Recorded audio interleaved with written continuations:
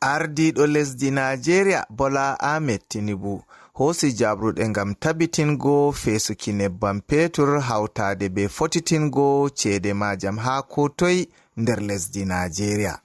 Ngam non on waɗi ma o umri ballowo mako Alhaji Kashim Shettima waɗa jonde be ministajo pamaro hakkilanowo wakkere nebbam petur ha hukuma hakkilanki nebbam petur lesdi wato Minister of State for Petroleum Resources Oil Senator Henikin Lokpobri be ardiɗo kompaniwa nebbam petur gomnati mobgal lesdi wato Nigerian National Petroleum Company Limited NNPCL Malam Mele Kyari be hukuma hakkilanki fesuki nebbam petur ha lesdi wato Nigerian Midstream, Downstream and Petroleum Regulatory Authority hawtade be sauro ardiɗo lesdi dow ko larani rento wato National Security Advisor NSA Malam Nuhu Ribadu. Non man bo ɗum laati jami'en majum humpiti sorguye Kashim Shettima ha fada ɓaawo jonde maɓɓe on bo ministajo hakkilanowo nebbam petur Senator Lokpobri andini tefoɓe kubaruji ha fada ko jonde maɓɓe majum tammi fernango ummatore lesdi Nigeria. What is important is for us to convey to Nigerians that the president is empathetic about what is going on in the country. Is concerned about the hardship of Nigerians, and that was why he directed the vice president to call this meeting, for us to reflect on what is going on in the country. What is important is that products available in the country. And between now and the weekend, there will be availability of products across the length and breadth of the country.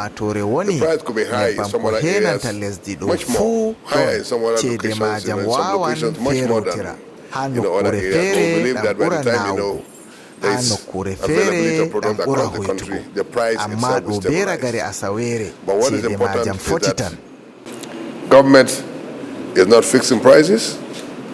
This sector is deregulated, and we believe that with the availability of products, gwamnati hetai cede no ɗam sorrirte gwamnati itti juuɗe hedi fannu luumo coggu nebbam petur ha lesdi ɗo luumo tabitinta cede no ɗam sodirte min tabitini fesuki majam waddan hoytuki cede majam.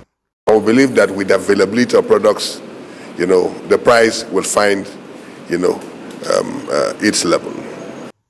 Darektajo ha hukuma ngam fesuki nebbam petur ha Nigeria wato Midstream, Downstream and Petroleum Regulatory Authority Musta Ogbugo Kalu bo andini ko hukuma man waɗata ngam tabitingo fesuki majam ha lesdi.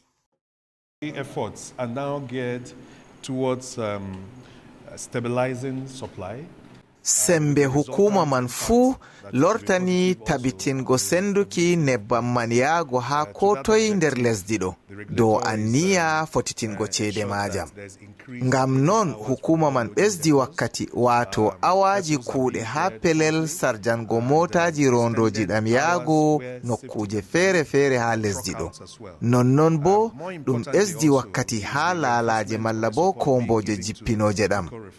Ha fahin ɗum sembiɗini sakoɓe ɗam ha nder lesdi ɗo. Jabruɗe ɗo fu to hauti fesinan ɗam bo fotitinan cede majam.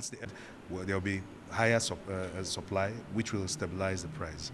That's the effort that the regulator is making.